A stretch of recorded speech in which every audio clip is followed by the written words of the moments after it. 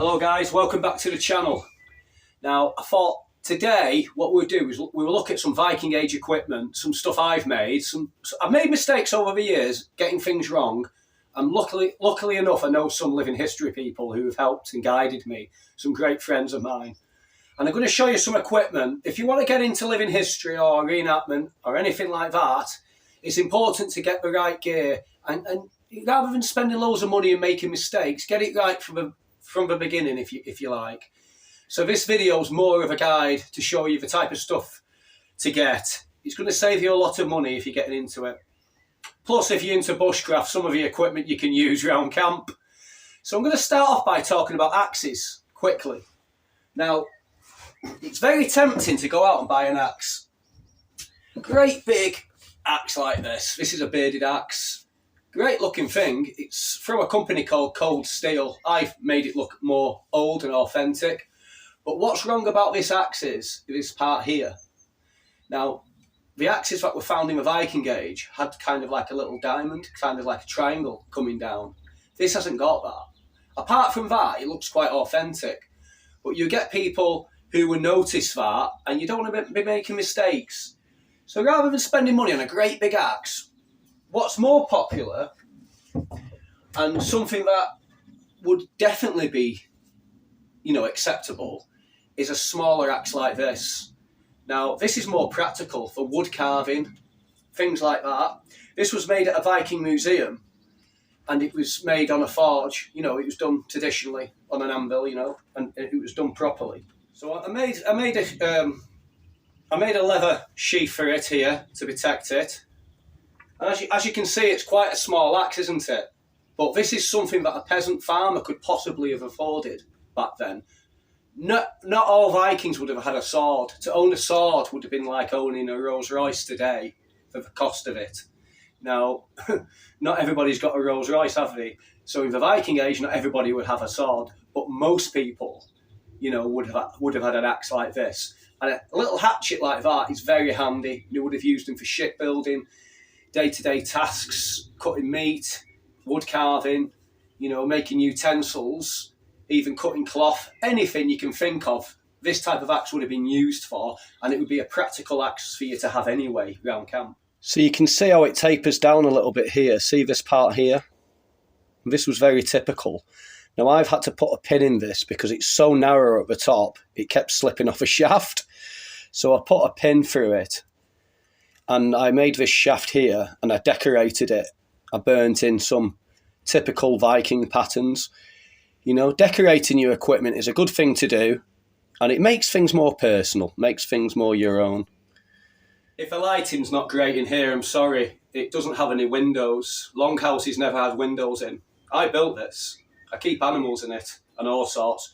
But sometimes I dress it up and I use it for Viking stuff as well.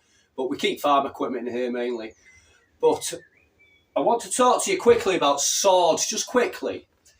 Now, I'm not a real big fan of swords. I don't really like the combat side of the Viking history. I'm more into the crafts, into the equipment they used, bowls, cups, stuff like that. So this is something that isn't really 100% authentic. The size of it is, the strap I made for it is.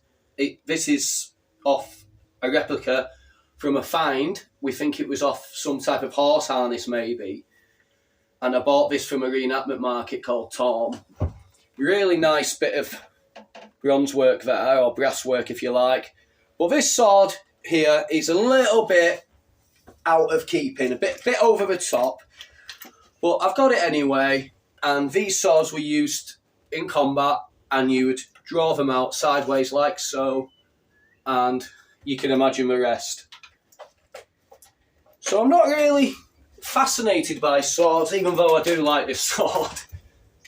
But what I'm more fascinated in is, how did the Vikings carry stuff? What did they wear? How did they make the equipment, Things like this. This is kind of something I've come up with. There's nothing been found pretty much like this. There's bags similar that existed, but this is my take on it. This is just fur. I've used a bit of a lasso end there, which is a Sami lasso. The Vikings were in contact with the Sami quite a lot. They traded with the Sami. Is it something that they could have had? Possibly. Is the evidence of it? No. And that's the key. You want to find evidence of things, really. I can get away with using this, but if you want it to be 100% authentic, try and just keep everything from stuff that has been found, if you know what I mean. So bags and things I've made. This is another bag I've made, which has got a little toggle fastener with an antler fastener there, a little strap on it. It's simple enough that, yeah, you can get away with this. It's simple, it's not over the top, and it's a practical bag. You can keep all your stuff in it, your blankets and things like that. And, you know, you can make smaller variations of them. This is a small little tool bag that I've got an adze in and a little axe that I made. Now, when I made these, and they weren't really a Viking project, I just fancied doing it, but I'll show you these anyway. So this is a little adze I've made for bowl carving. You use it to, you know, hollow out the bowl. But what I did, I got some old hammers from a car boot sale, and I've actually forged these into a different shape. When I get time, as this series continues, as Red Fox Bushcraft grows, there's going to be videos and all sorts of stuff, because you know I'm quite random. But we're going to be making all sorts of stuff in the future. This is an axe I made out of a hammer. But we'll talk about these properly on another video in the future. But little bags, let's keep on topic. Made these from old cowskin rugs. You know, rugs that I've got a bit tatty in the house. Then I recycle them into other things. Now containers as well, you know, something like this here. This is something my wife made actually. Julie and Hannah were in Norway, and they decided that they were going to make some little containers, and this is made all natural. I keep salt in this, you know, but something like that, you know, things like that will look really good. You know, if you're doing a display, it's more authentic, and it's more fun to make your own stuff than going out and buying things, you know. For example, this ladle here, this was the first kind of big wood carving project I did many years ago when I was very young. And it was supposed to be a cup originally, but it ended up being a ladle. But that's a great thing to have. We use it for getting soup and stew out of, you know, out of the big cooking pots and whatnot. This is something else that I carved using the adze I just showed you. This is effectively, it's a stream cup. It would have been used by the voyageurs, you know, the fur traders back in the day. And the shallow streams, because it's a shallow body on the cup, you can get water and get the clean water off the top of the streams rather than going below where all the silt is. And that's what that's designed to do. But I can use that for my Viking stuff. It's something that they could have had. I've not seen any evidence of it because it's wood. And wood and cloth tends to rot down, doesn't it? So there's not much in the way of material. There's not much in the way of wood and leather, you know. So it's difficult to find evidence of things that are organic, if you know what I mean. Now, I will do another part to this video because I've got so much to show you and I haven't got a lot of time today. I've got stuff on. So you've seen this in my other videos, this pack frame. Now, actually, this is a kind of reconstruction of one that was found on the ice mummy, Utsi the Iceman. If you've not heard of him, Google him. His body was found quite well preserved, food in his stomach, and he had a pack frame, he had a bow, he had containers, he had all sorts of stuff. So I reconstructed this, and what I found was it was very, very practical. I really think these things work nearly as good as a modern day rucksack. Not as comfortable, don't get me wrong, but they work really, really well. My friend Tim, he lives up in Finland, he was saying that the Sami were using these up into the 1960s. So in my theory, I reckon Viking Age definitely would have had something similar to this. Vikings would have had to carry gear for long distances. So, yeah, I would say this is Viking Age. I have actually seen other quite good reenactment people using them as well, which gives me a bit more confidence. Now, of course, these are leather water bottles. Oops, nearly dropped that. These are leather water bottles that I've made, and I've mentioned these on another video. I will do a video on how to make these as well. I won't go too much into this because I've got so much to show you. But something like that is ideal to keep your water in. That, or some kind of containers, clay containers, if you like. Yeah, I'm trying to squeeze as much in as I can in the time period I've got, so it's a little bit random, isn't it? So clothing. Okay, quickly with clothing. Wool and linen. Don't use cotton. Wool and linen is what they used. Now, this is a linen tunic I made. Again, I can do a full video on how to make this stuff. There is videos out there on how to do it. I've come up with some simple ways. I like experimenting. That's how I learn. I don't really learn from books. I learn from making stuff. And I make mistakes and then I can improve on that. And I discovered so much about the history through doing it. Hands-on stuff. This is a wool tunic that I think a friend of mine made, or she was gifted it off another friend at a museum. But this is something that my son wears.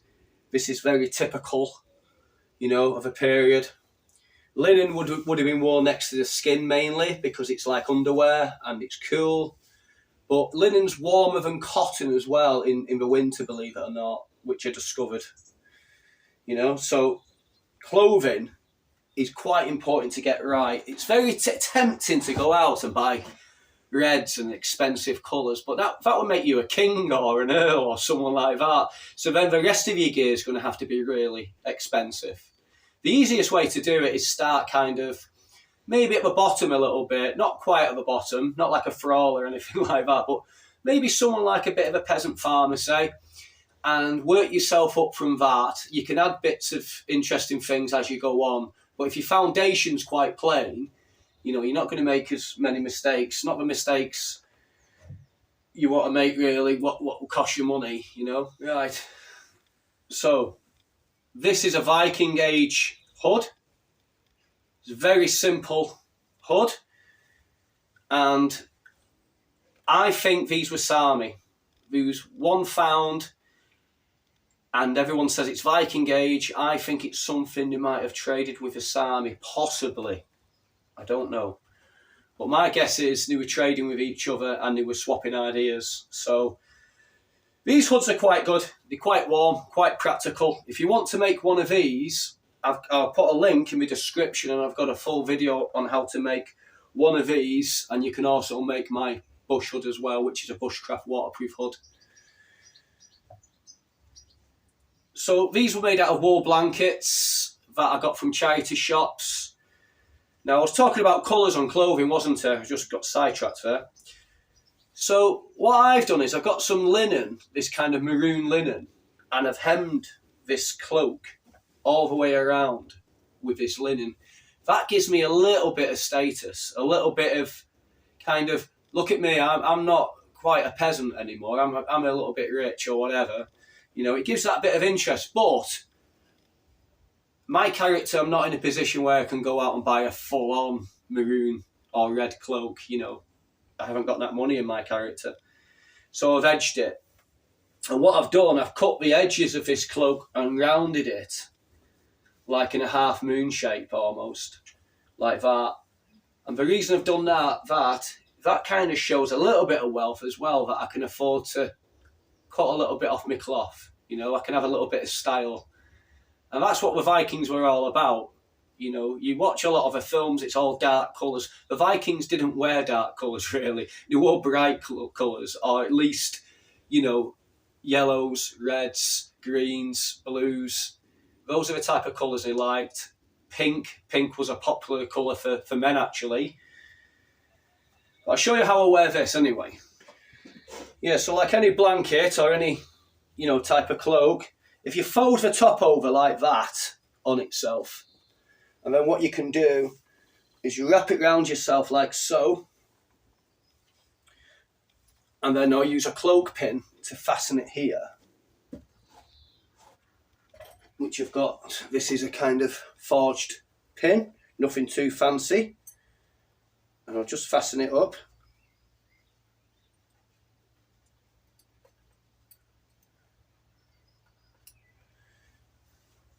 Like so. This is one way of wearing them. My arm's free now. If I wanted to draw a sword, I can use it. I can also conceal stuff. If I had it a bit longer, I can conceal my coin purse there. I've got access to my knife, and it's just a real comfortable, warm garment, really. But why I folded it over at the top as well, if it started to rain or it got a little bit cold, you can pull this back bit up like so. Now I've got a hood, you know. Very practical way of wearing a cape, you know, sat around the fire, bushcraft camping. Great bit of kit. Right, I don't want to go on too much about one particular thing because I've got so much to show you. Yeah, it's very tempting to watch films and the Viking series and see all these leather tops and things, and it looks cool, doesn't it? But that's fantasy. The Vikings didn't really wear leather as clothing because it was difficult to process. Leather, what you want to use leather for is shoes, belts, pouches, sheaths, maybe bags. Now this is something that I've done.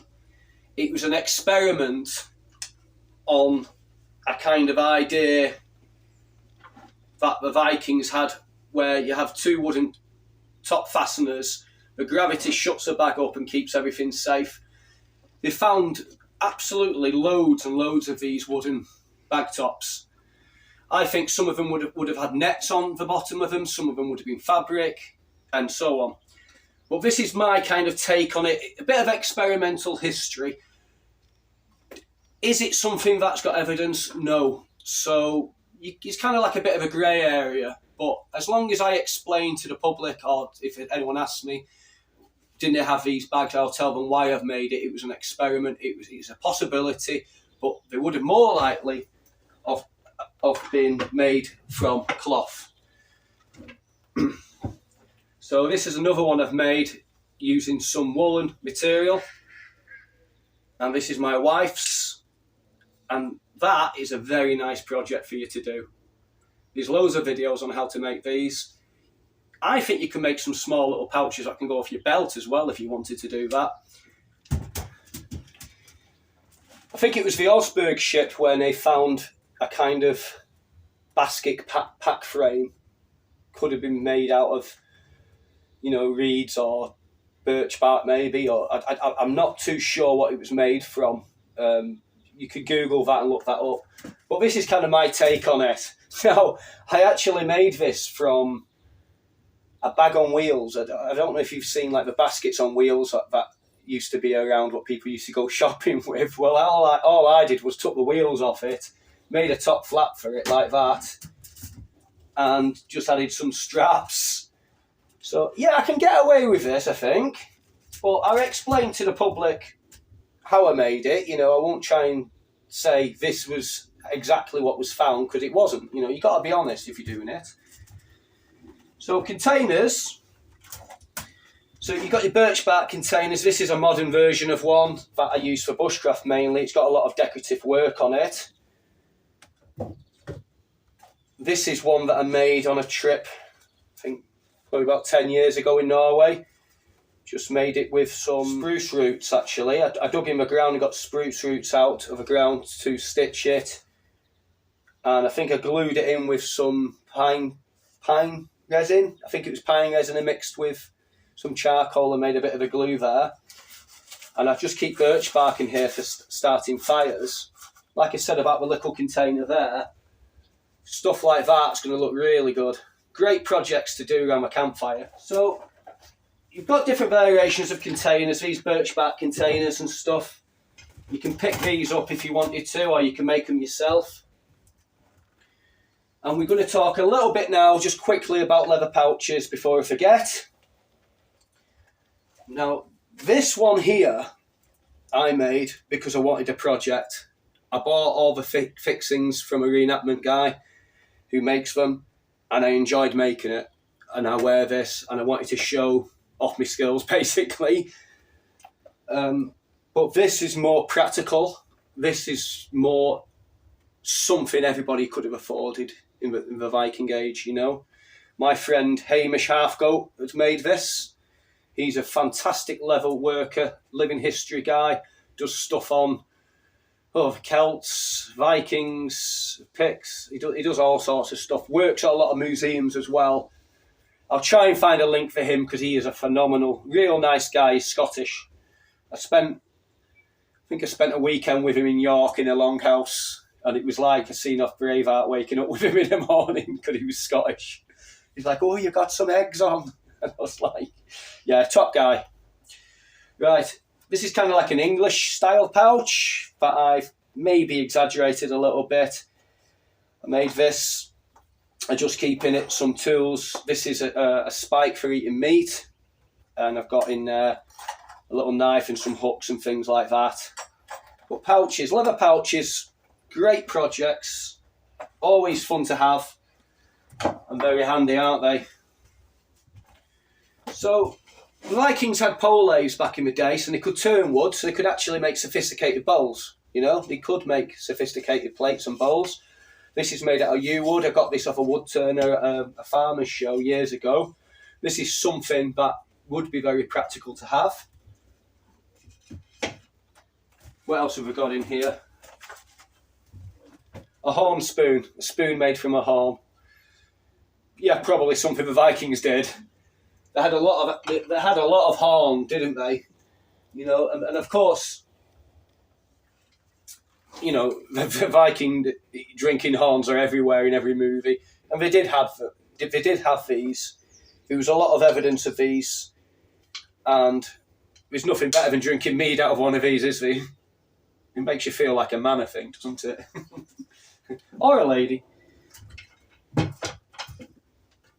This is the one my wife uses. It's a smaller one. So, containers, leather containers. This is a leather container that I made. I keep tools in it. It just has a simple leather toggle at the top, which was found on a lot of Viking shoes. You know, these leather toggles were found on Viking shoes. I can show you how to make one of them in another video as well. I should have rehearsed this video a little bit better. It's getting a bit random, isn't it? But it's interesting, I hope. I hope you're finding it interesting. So, of course, you're going to want to have a Viking shield eventually, aren't you? You know, I could do a full video on how to make these. This is kind of a modern reconstruction of one. If I wanted to make a fully authentic Viking shield, it would take me a lot of work, you know, sourcing the wood, the planking of it and everything. So what I've done here, I've made something that looks the part, but I've used plywood.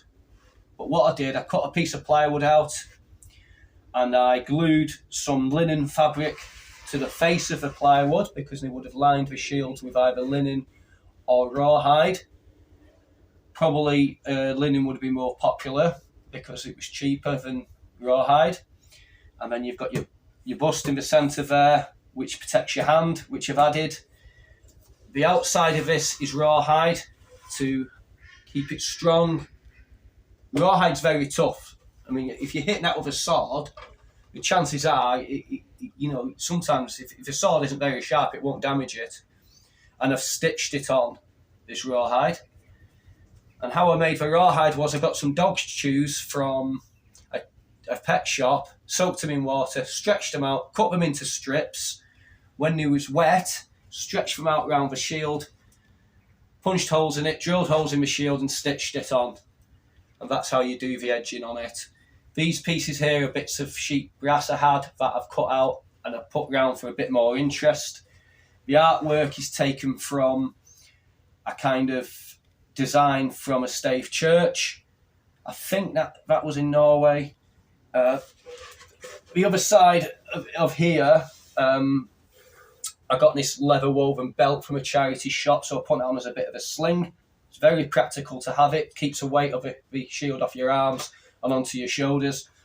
And what I've done is I made a handle there. I think it's oak. Yeah, I made that out of oak. Made a handle, and I burnt in lines here to simulate planking. And I've stained it and made it kind of look more realistic. But I've made a couple of these shields now. As soon as I get time, I'll show you how to make one from start to finish. Now, it's how far do you want to take it? How far do you want to go with it?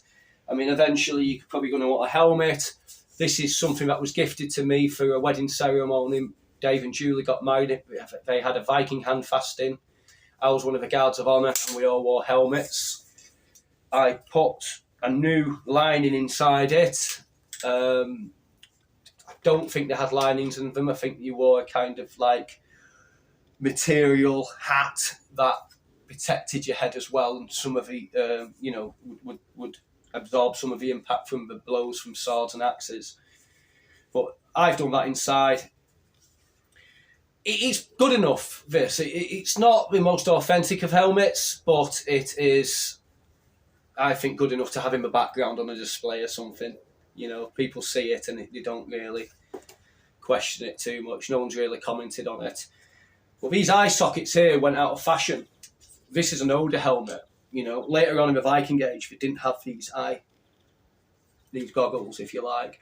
And the reason they didn't have these goggles was because if a sword struck you, it would go down and it would stick in here and you'd lose your eye.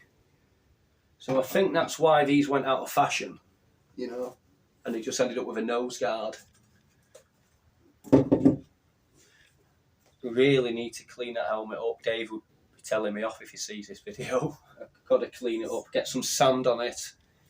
I mean, I know that in medieval times they used to clean armour with urine and sand and kind of use it as an abrasive. But I'm not going to use urine. I think I'll just get a bit of metal polish on it maybe. I don't want it too shiny, but I want it in good condition. Yeah, so this is a chest I made.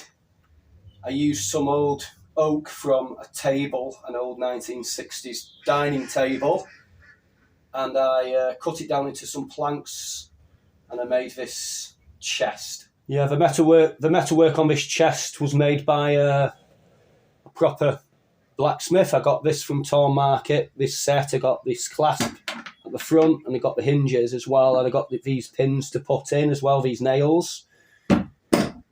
Carved a little bit of a design on it there, on the top of it, just to give it a bit more character.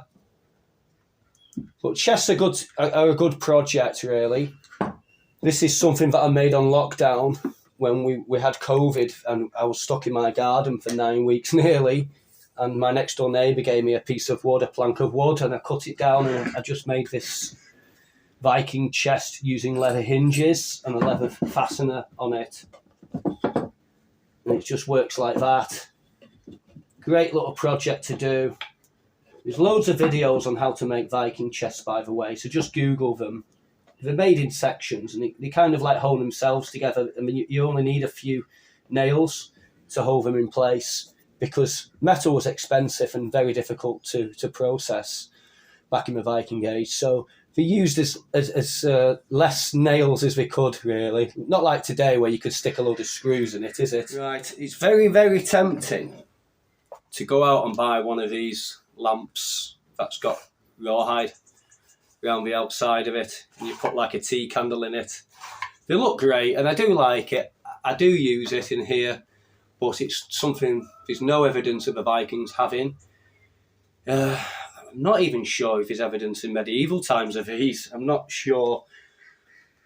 Candles were very expensive, you know. It was something, a luxury item. What the Vikings had was oil lamps mainly. Now this is, I think, Osberg ship again. This is a kind of mini version of some lamps that were found.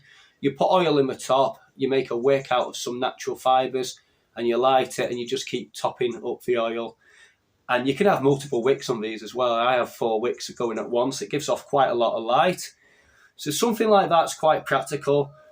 They blow out easy outdoors, but inside they tend to stay lit. Right, I'm really running out of time. Yeah, I'm sorry if it's a bit higgledy-piggledy all this, but I'm going to do another video in more depth on it. I've got a Viking dress I want to show you for the ladies out there who want to make dresses. I can make Viking dresses now. I made my wife one. I've done a little bit of Viking jewellery. I've got a video coming up with my friend Jim and some of the other Vikings. We're going to do a full-on Viking camp, and I've made a Viking tent. I'm going to set that up. You're going to see all the cookware. You're going to see kind of like bushcraft from a Viking perspective. So there's lots of interesting things coming.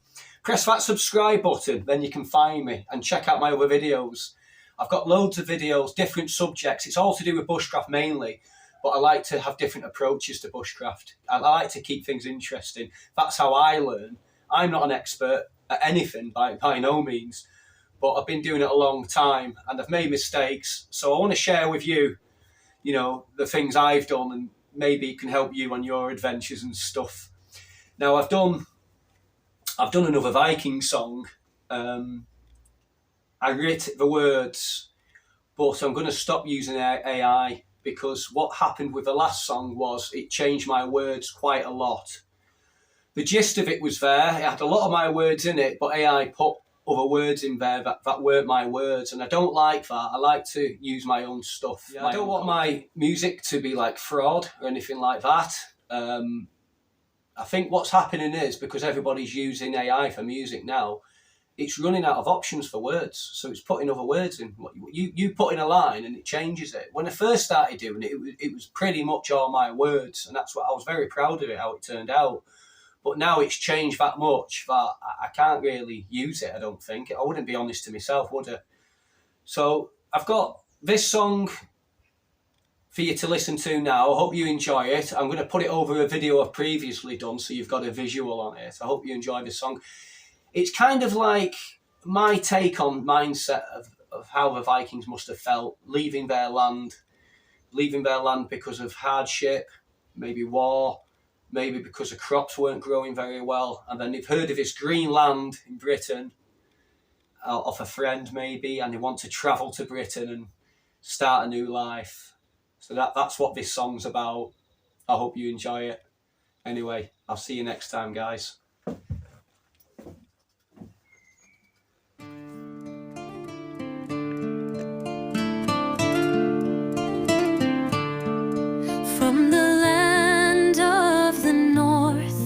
Where the cold winds sigh, the Vikings came forth under Odin's high sky, seeking life in the soil, so dark and so warm. Heard tales of strength in battles, a brotherhood's charm. From fjords deep and wide, their vessels did glide, craving the earth where new life could abide. They rise up, sons of the north, one and all, crossing oceans of danger, they heed the call.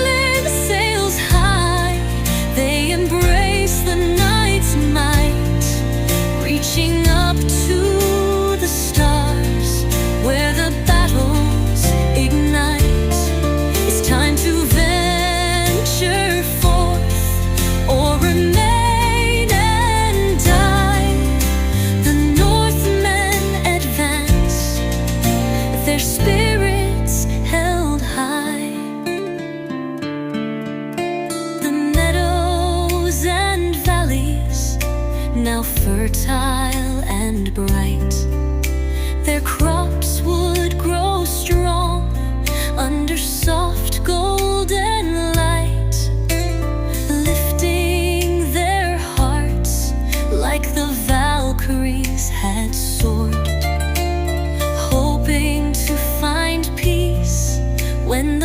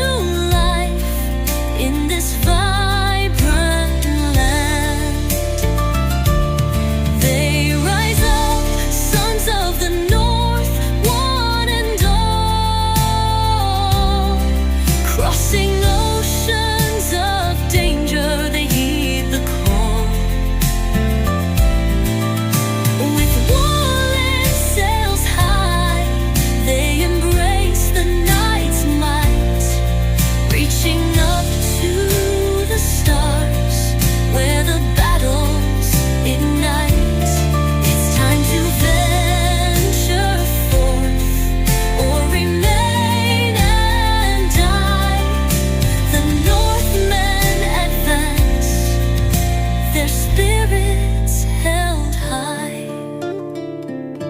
allied in their struggle, defending their fate. In a land not their own, they embraced what is great. Together they stand under banners unfurled, singing a song to reclaim